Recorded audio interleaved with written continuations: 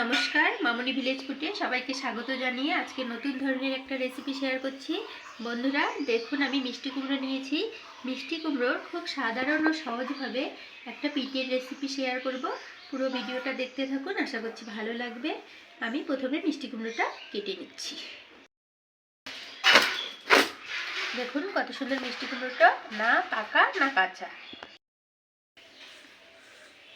কেটে নেব। মিষ্টি কুমড়োটা আমি কেটে নিচ্ছি। প্রথমে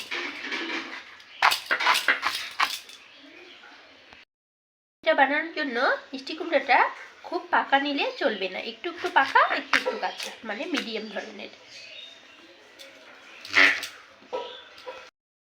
কুকার নিয়েছি। প্রথমে আমি মিষ্টি কুমড়োগুলো ডুমো ডুমো করে কেটে জল দিয়ে 2 ছিটি মেরে নেব। ছালটা অনেকে ফেলে দেয়, মিষ্টি কুমড়োর ছাল দিয়ে কিন্তু অনেক সুন্দর পকোড়া রেসিপি শেয়ার করা যায়। একটু জল দিয়ে আমি সিটি মেরে নেব। আমি মিষ্টি কুমড়োগুলো 2 সিটি দিয়ে সিদ্ধ করে নিলাম বলে আমি একটা চামচের সাহায্যে তুলে দিচ্ছি। আমি মিক্সিতে পেস্ট করে নেব।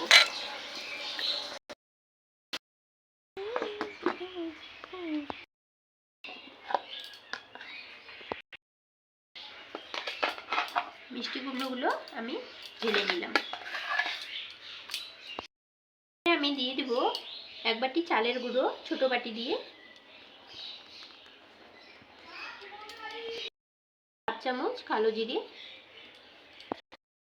লবণ,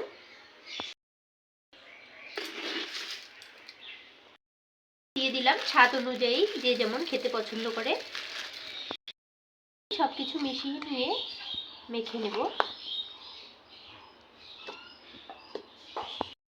আমি হাত দিয়ে আস্তে আস্তে মেখে নেব। এতক্ষণ গরম ছিল তাই একটা আমি চামচের সাহায্যে মেখে নিয়েছি। ঠান্ডা হয়ে হাত দিয়ে মেখে নেব। মাখতে আমি একটা ডো বানিয়ে নেব। আমি তার উপরে 1/2 চামচ ময়দা দিয়ে দিয়েছি। আমার ডোটা বানানো হয়ে গেল।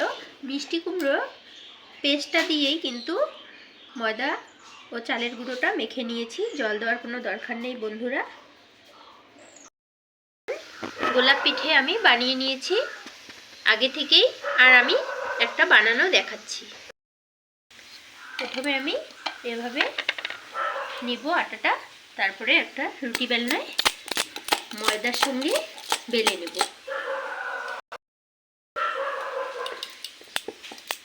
এভাবে আমি ময়দা দিয়ে বেলে নেব। রুটির মতো করে বেলে নিয়েছি। এভাবে রুটির মতো গোল হোক বাঁকা হোক কোনো ব্যাপার না। আমি দেখুন একটা মুটকির মানে ঢাকনা নিয়ে নিয়েছি। আমি এভাবে সবগুলো কেটে নেব।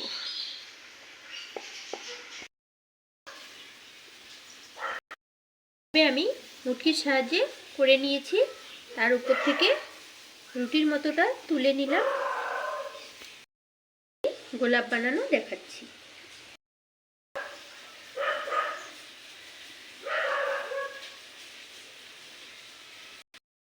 এভাবে আমি গোল গোল রুটির মতোগুলো 7টা দিব, পরপর বসিয়ে দেব।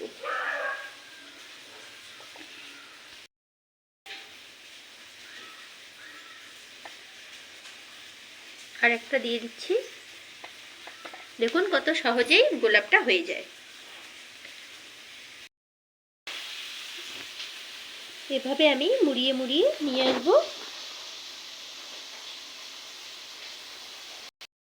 দেখুন কত সুন্দর যেন গোলাপটা ফুটলো। এখনই সব গোলাপ পিঠেগুলো বানিয়ে নেব। মিষ্টি কুমড়োর গোলাপ পিঠেগুলো আমার বানিয়ে নেওয়া হয়ে গেল। এবারে আমি ভেজে নেব। চলুন, প্যান বসিয়ে দিয়েছি, তার মধ্যে আগে থেকে আমি সরষের তেল দিয়ে দিয়েছি। হালকা গরম হয়ে গেছে।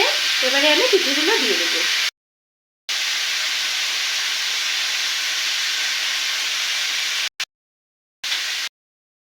তাওয়াটা একটু এদিক ওদিক করে নিব যাতে তেলটা পিঠের চারদিকে লাগে উপর থেকে। দেখুন কত সুন্দর আমার গোলাপ পিঠেগুলো ভাজা হচ্ছে। গোলাপ পিঠেগুলো ভেজে নেওয়া হয়ে গেল। এবার আমি তেল ঝরিয়ে তুলে নিচ্ছি। পিঠেগুলো নামিয়ে নিলাম। পিঠেটা দেখুন কতটা মুচমুচে দেখতে লাগছে, খেতেও কিন্তু দারুণ লাগবে সন্ধেবেলা চায়ের সাথে। আর এই পিঠেটা কিন্তু 2 মাস বয়ামে ঘরে রেখে খেতে পারবেন। বন্ধুরা, যদি এই রেসিপিটি ভালো লাগে অবশ্যই আমার চ্যানেলটি সাবস্ক্রাইব করে নেবেন, আমার পাশে থাকবেন, লাইক কমেন্ট করবেন। আর পরবর্তী ভিডিও নিয়ে চলে আসব। ভালো থাকবেন সবাই, সুস্থ থাকবেন। নমস্কার।